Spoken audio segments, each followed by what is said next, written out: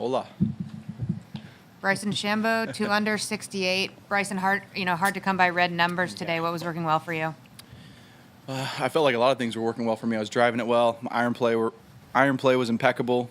When I got into trouble, wasn't able to get out of it as well today as yesterday. But when I was in the fairway, I was able to attack and take advantage. And I finished really well today. I had a great drive on 6, great drive on 8, great shot on 7, and a great drive on 9 that just set me up to be able to attack that flag today. And that was a fun way to finish off in a U.S. Open so far. It's great. Right here to Rex. Bryson, you said yesterday the key was missing the drivers in the right spot. Yeah. Can you give me an example of today of missing one in the right spot and missing one in the wrong spot? Missed one in the wrong spot on 2. So I hit it to the right and just, you got nothing. I had to tried to get over the tree. It was too far back. Kind of spun one up in the air and really didn't have a chance. I tried to go for it. Didn't come out. Got lucky. It bounced back in the first cut. Got it out. And then another one, let's see, 16. I mean, hitting driver all the way up into the right rough, past that dog leg. I still had pitching wedge to the front edge, and it was just a pretty easy shot, and it left it short of the green, but I was still able to play up to the flag, and I fortunately made that putt for birdie. So that was kind of where I felt like I missed it in the right spot. You followed up 3 bogeys with birdies today. Mm-hmm. How important do you think that bounce back stat is here? It's important. It keeps your momentum going, I'll tell you that. So I don't really have too much more to say on that other than the fact that you need momentum to keep playing well in the U.S. Open, and that's what I was able to do today. Doug. One of the volunteers on the range said you shut the place down again last night. What were you working on? What was important for you today? So my wedges yesterday weren't that good. I was flying them too far. And I wanted to know what the problem was, and we figured it out, what the problem was. It just was going farther than I thought it was. We didn't practice them as well as I should have leading up to this tournament. But we made that adjustment, and it worked out beautifully for me today. Hit a lot of great wedge shots. What was the adjustment? Well, it was just saying on the devices that I was hitting it shorter than what it was actually going. So for example, like we calibrate. Okay, I'm trying to make it as easy as possible. I brought this on myself. Go ahead. No. Okay. So I'm trying to make it easy as possible. So for me, my 47 degree flies normally 145. Well, last night I was hitting shots and it was flying 155. And that's what we were on the normalized mode with that wind. And we just didn't calibrate correctly. So I was flying everything 10 yards long consequently with my wedges. And we recalibrated all of them today, and I felt like they worked out really well today. I might have missed this, by the way. What did you hit on 9 for your second?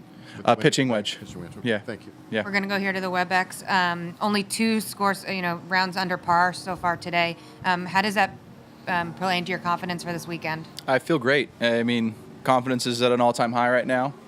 Driving it well. Iron play is fantastic. Wedging's getting better each and every day. And I'm putting it like I know I can. So very, very happy. Follow up. What part of your game do you get more confidence from? Your driving, iron play, or putting? Iron play. Yeah, if my iron play is great, I feel like I can play from anywhere. I know my driver's going to be going far, sometimes straight, sometimes a little crooked. But if I can hit my irons really well, then I feel like I'll be good for the rest of the day. All the way on the left. Bryson, you were the one guy before the tournament who said you were just going to hit it as far as you could, at every opportunity. Mm-hmm. And straight. I still want to hit it straight. I know.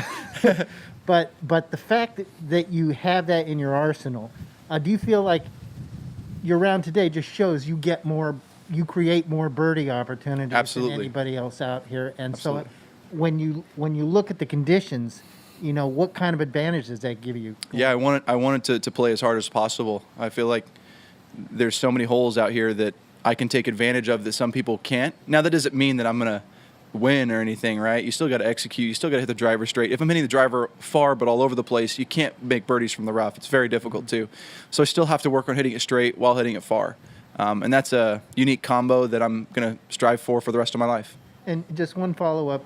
As far as scrambling, that seems like the other crucial component to have around here. So do you take as much from those times when you save par as Absolutely. Yeah, I mean, Phil gave me some great advice. He said when he almost won back in, was it 2006, right? 2006. Yeah, he said he had the best short game week of his life. And so that's just a testament to showing that you have to have a great wedge game out here. And, I feel like my irons are great. The wedges are better. And the short game needs to be worked on just a little bit. But I would say it's been good so far. And that's what I'm going to hopefully do this weekend. Back over here, wondering how hard it is to stay focused when you're making a series of birdies and bogeys as opposed to steady pars. Yeah, it's definitely ebbs and flows, but I've been working hard on that recently and trying to keep myself level-headed no matter what. And I felt like I did a great job of that today. And, 5, made a dumb bogey, just didn't play the right distance and consequently hurt myself there. And then on 6, I just focused up and I was able to stay patient and execute a great drive and make 2 great putts there. You mentioned in that TV interview that you want to be more and more patient. That's something you can't calibrate to use. No. What does that process look like? How do you teach yourself that? For me, it's been a lot of breathing. Been working hard with NeuroPeak on that for a long time now. I know I've talked about it before, but just keep breathing and try and let the advantages play themselves out. Of what I have, and if they don't, so be it. But as of right now, they've been doing well so far, and just know that I'm going to have a lot of opportunities if I keep driving it well. Do you see a noticeable difference if you get something like what you might determine to be like an unlucky bounce or something like that? Yeah, it's going to happen out here. I mean, I say it sometimes like, man, that was unlucky, but that's just golf. It's not me being anything other than just honest, and it just happens sometimes, and I realize that, and I'm okay with it. Everybody's subject to a bad break, and sometimes I wear the emotions on the sleeve a little bit, but I focus it right back up. Doug? Yep. Bryson, the test yesterday, the test today, which one do you enjoy more and why? When I play well in these conditions, it's a lot more enjoyable. But it is comforting yesterday when you feel like I can go after it and the wind isn't affecting it that much, hitting it well. I would personally say, if I had to truly look back on it, I would say that this today is a more enjoyable test after I'm done because it shows who executed the shots the best, for sure. So many people love to see carnage at a U.S. Open. Why do you think that is, and were you one of them? It's relatable. I think it's relatable to a lot of players out there. They struggle with their game and they don't hit the greatest shots, and they like seeing carnage, And I'm gonna look this afternoon and do the same thing. Be seeing like, wow, that's really difficult because I experienced it, and I appreciate it. Will you laugh or sympathize? Sympathize. Okay. No, I'm not laughing at him. No. I won't go there. No. Ron? Given the force that you play with, is it possible to impose your will on a U.S. Open? That's not a tournament. That's a great question. That's a question for the gods. That's a question for God. I don't know. I've ever asked that. I don't know if you can. I mean, Tiger's been able to do something like that many times before, right? So I think there is something, but human scientific research does not say that there's anything about that. Are there times you are trying to do that? Oh yeah. Just say, no, it's just got to go here. It's just got to go here. And I think it's more of a positive mindset that allows your brain to be in a better state so you can problem solve a lot better in your brain to know what you need to do to hit a shot. I think that's really kind of willing it in is. Last question on the left. You mentioned breathing, right? Yeah. I think a lot of people kind of struggle with that. How does, who don't play golf even, but how does it work for you? Like, how do you? A lot of deep, long breaths. So it's sitting back, realizing the state you're in, and being able to take an 8-second breath in and then 8-second breath out. And that's just as simple as it gets for me. Count to 8?